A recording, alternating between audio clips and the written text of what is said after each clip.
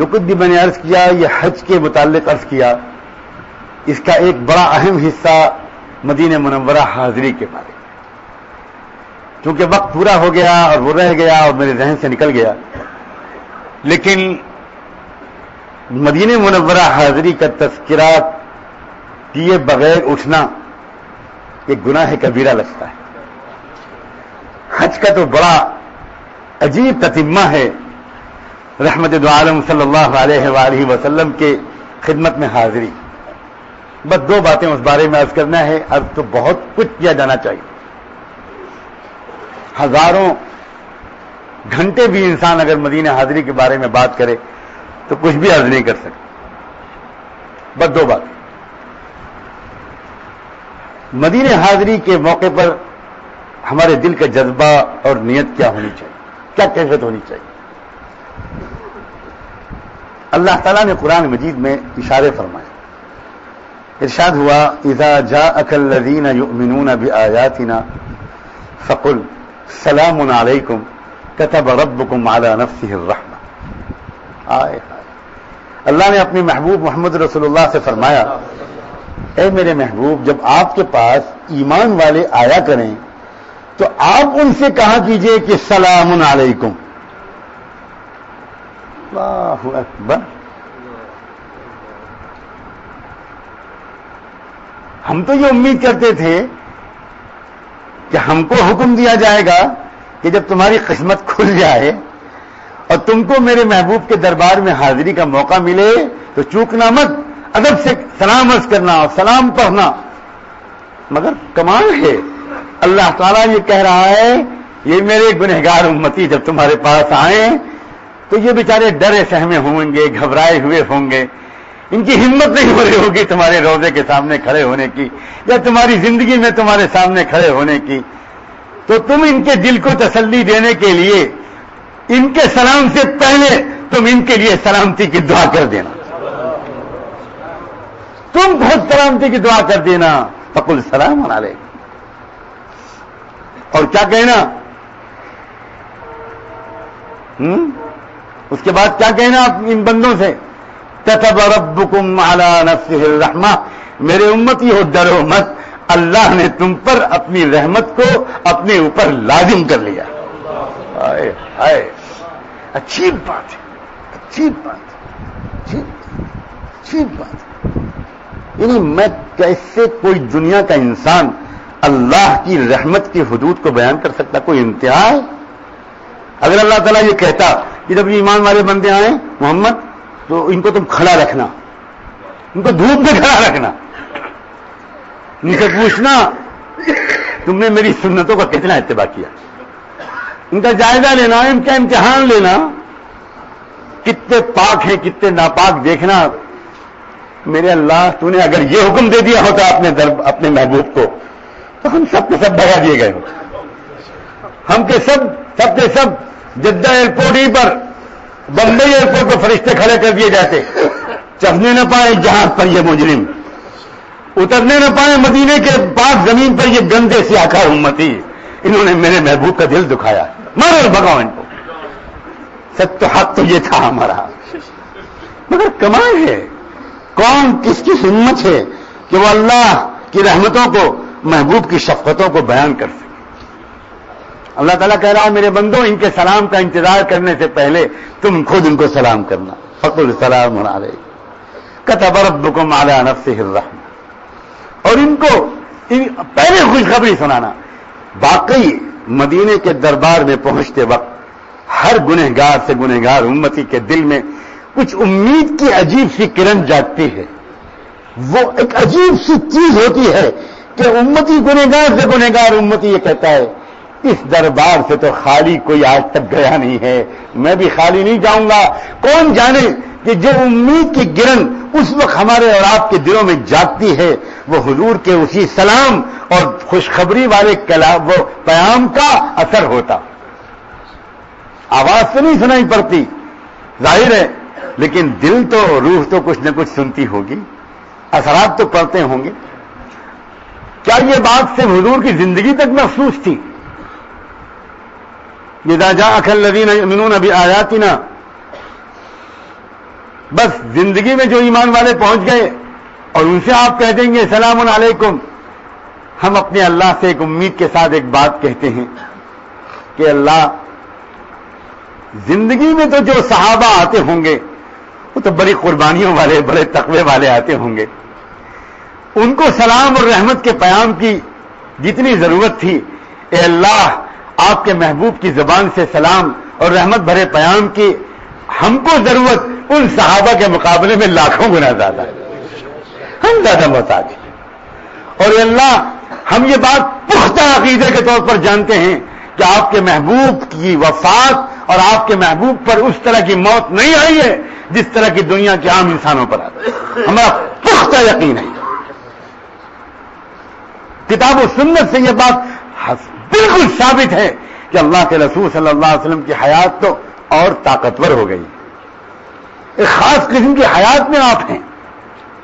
عام شہداء اللہ تعالیٰ ان کے بارے میں قرآن کہہ رہا ہے, قرآن میں کہتا ہے لا تقولوا لمن يقتل في سبيل الله اموات, مت کہا کرو شہیدوں کو کہ وہ مر گئے, بل احیاء ولكن لا تشعرون, ہر شہید ہونے والا زندہ ہے مگر تم محسوس نہیں کرتے.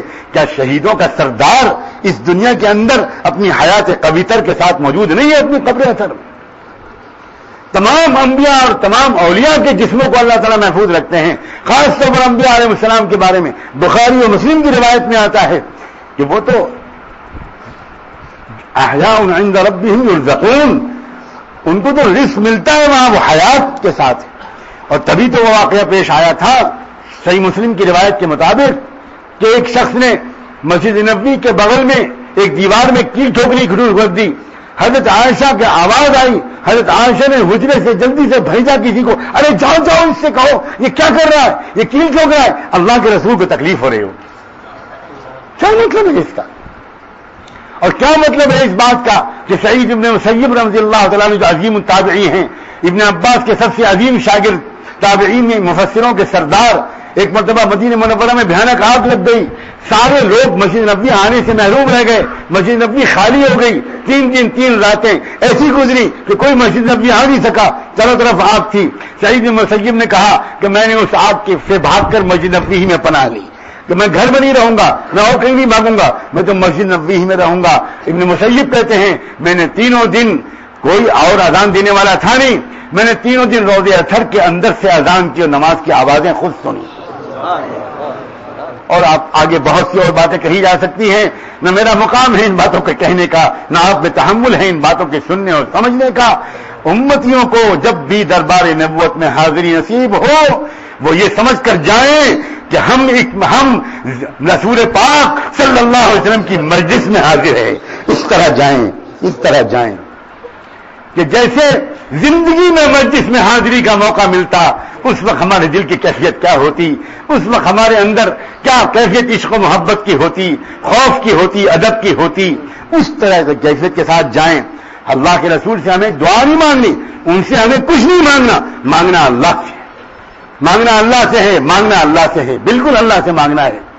تو جب ہم دربار نبوت پر حاضری دیں تو اس امید کے ساتھ دیں کہ اللہ میں اس قابل تو نہیں ہوں, کہ ان کے سامنے جاؤں, مگر چونکہ آپ نے خود یہ کہا ہے کہ جب جو جائے گا ان کے پاس اذا جاءک الذین یؤمنون بآیاتنا, وہ اس کے لیے سلام کی دعا کریں گے اور رحمت کا پیام بھیجائیں گے. اور اللہ میں تو سب سے زیادہ مستحق ہوں, اس لیے حاضر ہوا ہوں تاکہ حضور کے سلام مجھ کو بھی مل جائے, اور میں سلام کر رہا ہوں آپ جواب دے دیں گے.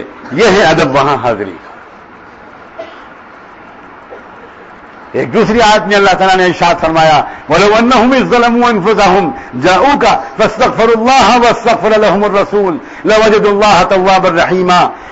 مدینہ منورہ میں ایک صحابی سے یا چند صحابہ سے غلطی ہو گئی تھی, انہوں نے اپنے آپ کو ندامت کے مارے مسجد نبوی کے ایک ستون سے سزا دینے کی نیت سے شرمندگی کے مارے باندھ لیا تھا. اللہ تعالیٰ جو حضور تک یہ خبر پہنچی, حضور بڑے رنجیدہ اور متفکر ہوئے, لیکن اب آپ کچھ نہیں کر سکتے تھے کہ ان بندوں نے اپنے آپ کو اللہ کے حوالے کر دیا, اب میں کیا کروں, میں تو دعا کر سکتا ہوں, کچھ نہیں کرتا. اللہ تعالیٰ نے ایک آیت نازل فرمائی جس میں ارشاد فرمایا وَلَوْ أَنَّهُمْ إِذ ظَلَمُوا أَنفُسَهُمْ. جن لوگوں نے اپنے آپ کو ستون سے باندھ لیا, یہ ایسا کرنے کے بجائے اگر یہ آپ کے پاس آ گئے ہوتے اللہ کے رسول, اس گناہ کے احساس کے بعد یہ آپ کے پاس آ گئے اور آپ کے سامنے انہوں نے اللہ سے معافی مانگ لی ہوتی اور آپ نے بھی ان کے لیے دعائے مغفرت کر دی ہوتی تو یقینی طور پر ان کی توبہ قبول. اب پھر میں کہتا ہوں اس دور میں گنہگار زیادہ تھے یا آج گنہگار زیادہ؟ اور ان کو حضور کے پاس حاضر ہو کر یقینی توبہ کی شکل اختیار کرنے کی ضرورت زیادہ تھی یا ہم کو زیادہ ہے؟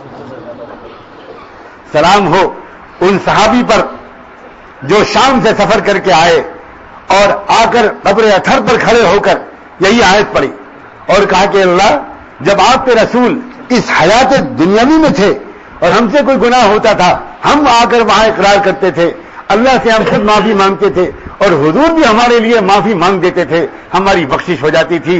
اے اللہ ہم نے سنا ہے کہ آپ کے محبوب اس دنیا میں جانے کے بعد بھی اس طرح کی موت ان کے اوپر نہیں آئی ہے. میں یہ آیت پڑھتا ہوں, صحابی نے کہا, اور میں آپ سے معافی مانگتا ہوں, آپ اپنے رسول کو یہ اشارہ کر دیجئے کہ وہ میرے لیے دعائیں مغفرت کر دیں. اللہ اکبر. مدینہ منورہ حاضری کے بارے میں یہ اشارے کافی ہیں. اللہ تبارک و تعالی ہم سب کو وہاں پر ان اشاروں کو یاد رکھتے ہوئے آداب کے ساتھ حاضری کی توفیق عطا فرمائے. اللهم صل على سيدنا محمد وعلى آل سيدنا محمد وبارك وسلم. ربنا ربنا ربنا ربنا ربنا ربنا ظلمنا أنفسنا وإن لم تغفر لنا وترحمنا لنكونن من الخاسرين. اے اللہ ہم آپ کے بندے, آپ کی بندیاں آپ کے حضور میں حاضر ہیں. اے اللہ اپنے قصوروں کا اعتراف کرتے ہیں, خطا کار ہیں, سیاہ کار ہیں, مجرم ہیں. اے اللہ ظاہر میں تو آپ کے بندے ہیں, حقیقت میں ہم بہت گندے ہیں. اے اللہ آپ کے بندے کہاں بنے, ہم تو اب تک نفس کے بندے بنے رہے. اے اللہ آج معافی مانگنے کے لیے حاضر ہوئے ہیں, معاف فرما دیجئے, معاف فرما دیجئے, معاف فرما دیجئے میرے اللہ, معاف کر دیجئے, معاف کر دیجئے میرے اللہ, معاف کر دیجئے, معاف کر دیجئے, معاف کر دیجئے میرے اللہ. اور اللہ آئندہ ہر گناہ سے بچے رہنے کی توفیق عطا فرمائے. اے اللہ دوریاں پیدا کر دیجئے ہمارے درمیان اور گناہوں کے درمیان. اے اللہ فاصلے بڑھا دیجئے, مشرق اور مغرب کے درمیان جتنے فاصلے ہیں میرے اللہ اس سے بھی زیادہ فاصلے ہمارے اور ہمارے گناہوں کے درمیان اے اللہ پیدا کر دیجئے میرے اللہ. اے اللہ اب تک جو ہم نے اپنے دل کو سیاہ کر لیا, اے اللہ ہمارے دل کو دھو دیجئے میرے اللہ, دھو دیجئے, پاک صاف کر دیجئے. اے اللہ جیسے سفید کپڑا ایک دھبے سے صاف کر دیا جاتا ہے, چمکا دیا جاتا ہے میرے اللہ, اسی طرح ہمارے دلوں کو, میلے کچیلے دلوں کو پاک صاف کر دیجئے. اے اللہ ہمارے دلوں کو پاک کر دیجئے, دلوں کو بدل دیجئے, تقوی نصیب فرما دیجئے, خوف نصیب فرما دیجئے, محبت نصیب فرما دیجئے, اور خوف اور محبت والا حج نصیب فرما دیجئے. اے اللہ حج نصیب فرما دیجئے, اے اللہ حج نصیب فرما دیجئے. اے اللہ اپنے در کی مقبول حاضری نصیب فرما دیجئے. اے اللہ جو بھی جانے والا ہے اسے کسی عاشق کو تلاش کر کے اور اللہ کسی ڈرنے والے بندے کو تلاش کر کے اس کے ساتھ حج میں چمک جانے کی توفیق عطا فرما دیجئے. اے اللہ اچھے لوگوں کے ساتھ حج کرنا ہم سب کے لیے آسان فرما دیجئے. اے اللہ مدینہ منورہ حاضری, اے اللہ پسندیدہ حاضری, مقبول حاضری ہم سب کو نصیب فرما دیجئے. اے اللہ اپنے کرم سے یہ جو موسم حج ہے اس کی برکتیں نصیب فرما. ذی الحج کے 10 دنوں کی جن کی آپ نے قرآن میں قسم کھا لی ہے, والفجر وليال عشر, اے اللہ ان 10 دنوں اور 10 راتوں کی بھرپور قدر کرنے کی ہم سب کو توفیق عطا فرما. جو وہاں پہنچ جائیں ان کو بھی ان 10 دنوں 10 راتوں کی بہت قدر کی توفیق عطا فرما, اور جو نہ پہنچیں ان کو بھی ان 10 دنوں اور 10 راتوں کو اے اللہ اپنے دلوں اور روحوں کو وہاں پہنچا دینے والے اعمال دن رات کرنے کی توفیق عطا فرما. دکھانے والی قربانی سے بچا, اخلاص والی قربانی نصیب فرما. قربانی کے مسئلے پر بخل سے بچا, قربانی کے مسئلے پر بڑھ چڑھ کر خرچ کرنے کی توفیق عطا فرما. اے اللہ قربانی کا گوشت اور خون آپ کو نہیں پہنچتا, قربانی کرتے وقت دل کے جذبہ آپ کو پہنچتا ہے. اے اللہ قربانی کرتے وقت اے اللہ ہمارے دل کے جذبے کو, دل کو صحیح جذبہ عطا فرما, دل کو صحیح جذبہ عطا فرما, صحیح نیت عطا فرما, صحیح ارادہ عطا فرما. ابراہیمی اداؤں کی نقل کی نیت کرنے کی توفیق عطا فرما، اور خاندان ابراہیم کی عشق و محبت کی میراث لینے اور اس خاندان کی خیرات مانگنے کی توفیق عطا فرما۔ اے اللہ موسم حج شروع ہو چکا، اے اللہ جانے والے چل دیے، پہنچنے والے پہنچ گئے، تیاریاں کرنے والے تیاریوں میں لگے ہیں۔ اے اللہ ہمارا نام کہاں لکھا ہے، ہم کہاں ہیں میرے اللہ؟ اے اللہ ہمیں بھی قبول فرما، ہمیں بھی قبول فرما، ہمیں بھی قبول فرما۔ اے اللہ وسائل اور اسباب اے اللہ مہیا فرما، وسائل و اسباب مہیا فرما۔ اے اللہ بلا لیجیے میرے اللہ، بلا لیجیے میرے اللہ۔ اے اللہ اب بھی تو وقت بچا ہے، اب بھی تو موقع ہے میرے اللہ، بلا لیجیے میرے اللہ۔ اور اگر جسم کے ساتھ وہاں حاضری ابھی فی الحال مقدر نہیں اے اللہ، تو پھر تو دل کے ساتھ تو حاضری ہم سب کے لیے لکھی دیجیے میرے اللہ، قلبی حاضری، روحانی حاضری اے اللہ ہم سب کو نصیب فرما، ہم سب کو نصیب فرما۔ ایسا نہ ہو کہ ہمارے جسم وہاں ہو اور دل یہاں ہو، ایسا نہ ہو میرے اللہ۔ اے اللہ دل بھی وہاں ہو، جسم بھی وہاں ہو، یہ بہت اعلیٰ شکل، ورنہ اے اللہ ورنہ پھر یہی شکل پر ہم کو راضی کر دیجیے کہ اگر جسم یہاں رہے تو دل تو وہاں رہے میرے اللہ۔ اے اللہ دل کے وہاں پہنچنے پر تو کوئی پیسہ خرچ نہیں ہوتا اے اللہ، وہ تو ہر غریب کبھی پہنچ سکتا ہے، ہر بیوہ کبھی پہنچ سکتا ہے، ہر یتیم کبھی پہنچ سکتا ہے، ہر اپاہج کبھی پہنچ سکتا ہے، بستر پر پڑے پڑے ہر معذور اور اپاہج، ہر اندھا، ہر گونگا، ہر بہرا وہاں کی یاد میں تڑپ سکتا ہے۔ اے اللہ صحت و سلامتی کے ساتھ جسموں کو بھی وہاں پہنچا اور دلوں کو بھی وہاں پہنچا۔ اے اللہ جو مانگا ہے وہ بھی عطا فرما، جو نہیں مانگ سکے وہ بھی عطا فرما۔ اے اللہ ہماری توبہ قبول فرما، ہمیں اچھی زندگی عطا فرما، وقت مقرر پر اچھی اور آسان موت نصیب فرما۔ وصلی اللہ تعالی علی خیر خلقہ سیدنا محمد وعلی آلہ وصحبہ اجمعین برحمتک یا ارحم الراحمین۔